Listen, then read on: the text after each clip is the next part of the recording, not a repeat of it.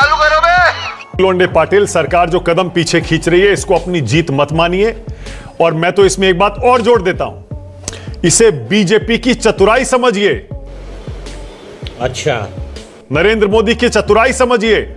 उन्हें यह पता लग गया है कि आरक्षण का मसला, दलितों का, SC ST OBC का मसला, आप इसको बड़ा मुद्दा बनाना चाहते हैं, इसीलिए उन्होंने आपसे वो हथियार ही छीन लिया।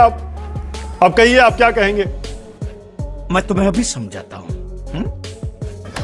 नहीं, ऐसा है कि वाजपेयी जी को 10 साल के बाद पहली बार खुली हवा में सांस लेने का मौका मिला है। कहीं 400 आ जाते तो वाजपेयी जी को पूछता कौन? क्या मोदी जी सही में वाजपेयी जी को पूछते? क्या मोदी जी का ये स्टाइल है कि अपने घटक दलों से चर्चा करे, स्टेक होल्डर से चर्चा करे और कुछ बात करे? तो 240 पे ये बात हुई है कि संविधान की वापसी हुई है। जो संविधान 10 साल तक नहीं था, मैं बोले सो कायदा, हम करे सो कायदा, इस तरह का जो एटीट्यूड था, रवैया था इस देश के प्रधानमंत्री का, वो 234 ने जो है वो रोक दिया है। बात तो सही है। और ये सच्चाई है। नहीं तो मोदी जी ने तो इस देश के किसान को नक्सली कह दिया था, पाकिस्तान परस्त कह दिया था, चीन परस्त कह दिया था, क्या क्या नहीं देश के किसानों को। अगर 725 किसान के शहादत के बाद भी जो व्यक्ति पार्लियामेंट में श्रद्धांजलि देने को तैयार नहीं था, उन्होंने तो इंडेक्सेशन वापस ले लिया। गजब बेइज्जती है। इंडेक्सेशन तो दोस्तों को धड़ल्ले से ब्लैक मनी फॉर्मेशन के लिए दे दिया था, लेकिन वो भी वापस लेना पड़ा। रही आरक्षण की बात, तो वाजपेयी जी, मैं आपको पहली कॉपी भेजता हूं इसकी बंच ऑफ थॉट की। और 69,000 के शिक्षकों के भर्ती को लेकर जिस तरह से बात की है ना इलाहाबाद कोर्ट ने, वो भी देश के सामने है कि आरक्षण को कैसे हटाया गया था। और JMFC में भी आप क्वालिफाइंग बार लगाकर इस देश के दलितों को, इस देश के आदिवासियों को, इस देश के OBCs को निर्णय प्रक्रिया से बाहर रखना चाहते हो। Emotional damn it.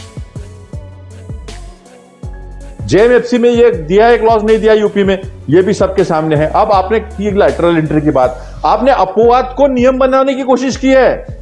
Joint secretary बनने के लिए 16 साल लगते हैं साहब, IAS होने के बाद 16 साल लगते हैं, लेकिन आपने अपवाद को नियम बना दिया। हमने लैटरल एंट्री बनाई तो हमने नंदन नीलेकनी जी को लाया, जो आप आधार कार्ड कहते हैं ना, उसको UIDAI कहते थे, वो नंदन नीलेकनी जी की और UPA की देन है। ये बड़ी अच्छी बात कही आपने। ऑलराइट, इस देश की जीत है ये। जो मैंने सवाल किया था आपने उसका जवाब नहीं दिया, उसमें एक और सवाल जोड़ूंगा, लेकिन पहले ओरिजिनल सवाल दोहरा देता हूं।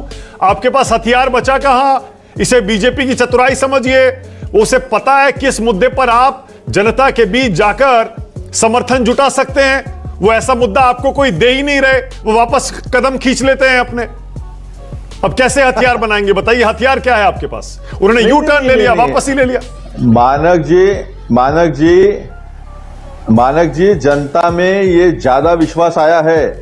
नहीं तो जब मोदी जी का भाषण लाइव चलता है और राहुल जी का भाषण लाइव चलता है, या फिर किसी विपक्ष के नेता का भाषण लाइव चलता है ना, तो आपको पता चलेगा कि जनता में विश्वास वापस आया है कि अभी हमने जो कर दिखाया है वो 50% हुआ है। अभी देखो साल भर में पूरा 100% हो जाएगा।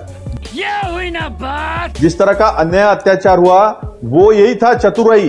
वो चतुराई ही लोगों ने पकड़ ली है, और वो हथियार जो है विपक्ष के हाथ में दिया है, और विपक्ष ने देखा है। आप एक व्यक्ति को कोसते हो, आप एक व्यक्ति को भला बुरा कहते हो, लेकिन आपने कभी मुद्दों पे बात की है?